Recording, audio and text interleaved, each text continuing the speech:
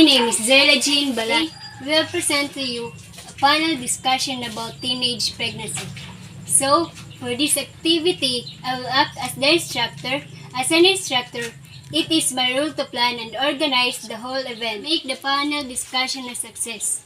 Part of my task is to assign a specific role for each member. The role of moderator is to keep the discussion on the theme and encourages interaction among the members. Panelists give their view about the topic or theme. Lastly, an audience can give views and questions to seek clarification on the theme. Let us now proceed to our panel discussion. May I call on our moderator, Miss Besa. Candy Besa and I'm your moderator. Our panel discussion, we will have a thoughtful conversation regarding teenage pregnancy, including our thoughts, ideas, and knowledge according to our regulations. Guys, listen up. We have this very serious problem that we should talk and discuss. It's all about teenage pregnancy here in the Philippines. Well, I have a friend of mine who's getting a very serious problem, just like what I've said, and she is getting labored a few months from now. As based on the website I researched earlier, Philippines is a government.ph. We all know that one of young Filipino woman, age of 15 to 19, is already a mother or pregnant with her first child.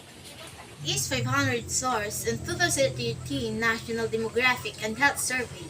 So, I think we should discuss this for us to be alarmed and be aware because this problem is very concerning. How about you, Leia? What can you say about this discussion? Couldn't think about it. My sister was actually pregnant and his child when she was a teenager as well. I think that her experience for that is very alarming since we don't actually know until I'm 67 months and her baby bump is already bigger. When I first saw her, I was really that shocked. I found that maybe she was getting fatter. Maybe she was stressed, honestly. And she is very worried to see him. Someone that she is so young and that she is actually pregnant. She's already going on when you're a little bit older. Not that still studying. So it's very alarming on that situation going through. Okay, thank you, Miss Inkoy.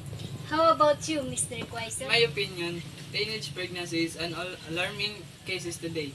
Many teenagers are already pregnant at a young age. Most of them are engaging in premarital sex.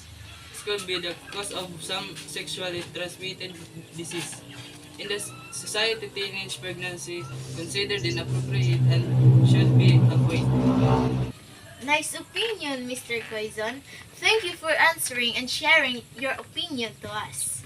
To Miss Balano, how does teenage pregnancy affect teen mothers? Teens are higher risk for pregnancy-related high blood pressure, or let's just say preeclampsia, and its complications than average-age mothers. Risk for the baby include premature birth and low birth weight.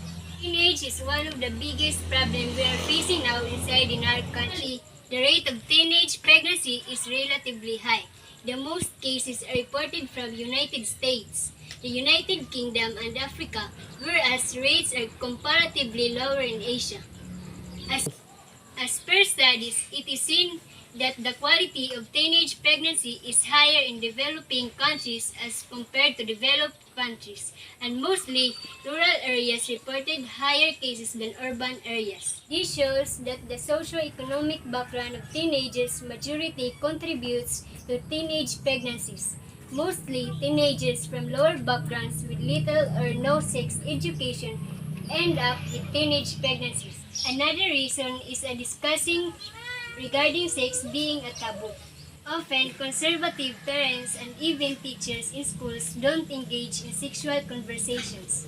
As a result, teenagers lack basic knowledge about sex or safe sexual practices.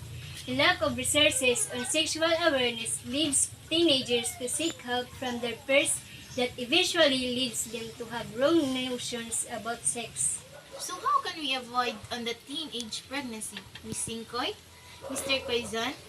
And lastly, how about your opinion, Miss Balano, on how to avoid and stop the teenage pregnancy? For adolescents who are sexually active using contraceptives such as condoms, Birth control pills. match. Uterine device or IUD and or injectable birth methods so that every time they have sexual intercourse will reduce chances of unwanted pregnancy. Let's avoid teenage pregnancy here in our Now we are all done discussing our topic about teenage pregnancy. Again, I am Zerla Jane Balano, your instructor. I'm Candy Basa, your moderator. Naya Singkoy, Brian Quezon, your your panelist. Answer Palda, one videographer. Student Planning, the Preps holder. Are the Group 1 done representing our panel discussion about teenage pregnancy.